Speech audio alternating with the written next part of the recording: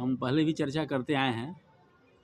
ये भागवत महापुराण जो व्यक्ति सुन ले या पढ़ ले, उसको किसी अन्य शास्त्रों को पढ़ने की आवश्यकता नहीं है, क्योंकि सारे शास्त्रों का सार इसमें है।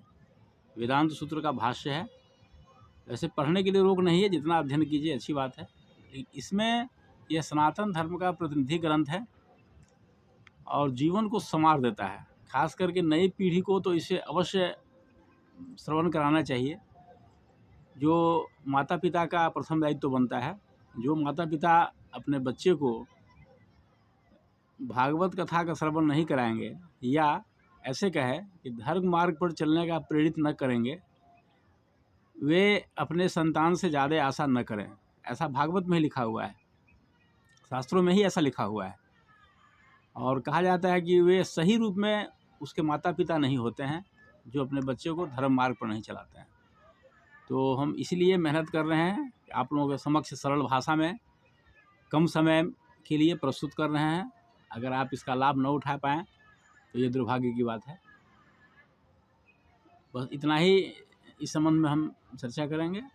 आगे हम बड़ी सुंदर लीला का स्मरण कर रहे हैं भगवान की, कि गरुड़ जी जब रमणक द्वीप में युद्ध किए तो यहाँ क्यों नहीं आए। उनके डर से नाग यहाँ आ गया, कलिय नाग, वृंदावन में जमुना किनारे, जमुना के नदी में।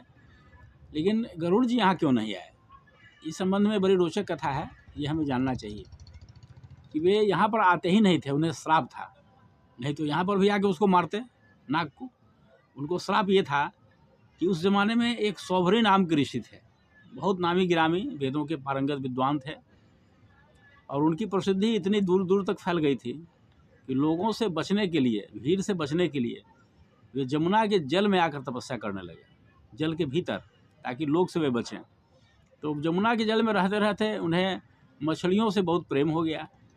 वहाँ मत्स्य राज थे और उनके परिवार के सब थे मछलियाँ वहाँ, सबसे उनको अपनत्व हो गया। वे भी बड़े प्यार करते थे और मछलियाँ भी उन्हें बहुत प्यार करती थी। एक रोज़ ऐसा हुआ कि बहुत पहले, उसके इस घटना के पहले की बात है, कि एक बार गरुड़ वहाँ आए और उन्होंने मत्स्य राज को मारकर खा गए। जमुना में, वृंदावन में, जमुना में वे आए गरुड़ जी और मत्स्य राज को ही मार के खा गए।